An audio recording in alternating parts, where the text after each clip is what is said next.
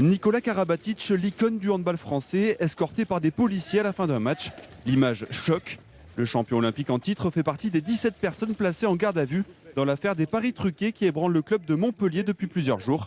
Après la défaite face au PSG Handball hier après-midi, 9 joueurs ont tout d'abord été auditionnés dans les vestiaires du gymnase Pierre de Coubertin à Paris.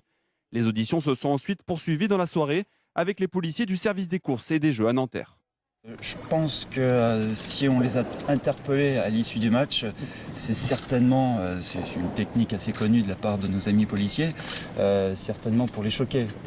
C'est quelque chose d'assez choquant. On sait que il y avait des rumeurs comme quoi ils allaient être interpellés demain. Ça s'est fait aujourd'hui. Donc j'imagine qu'il y a un état de choc qui était voulu de la part des policiers. Parmi les personnes interpellées, il y aurait 7 joueurs de Montpellier, dont les frères Karabatic, 2 anciens joueurs du club et le kiné de l'équipe. Les autres personnes seraient des proches des joueurs concernés. Probablement reconnaîtront-ils avoir parié ou fait parier et le regretteront. Ils le regretteront, c'est une gaminerie, c'est bon voilà.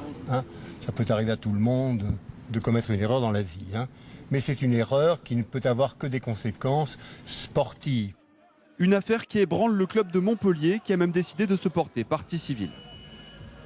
Le club est KO debout, il a pris un knock-out, mais il va s'en relever parce qu'encore une fois, ceux qui portent les valeurs du club, les dirigeants, l'entraîneur Patrice Canaillé, son entraîneur adjoint Fabrice Grasset, eux sont complètement étrangers à ce qui s'est passé.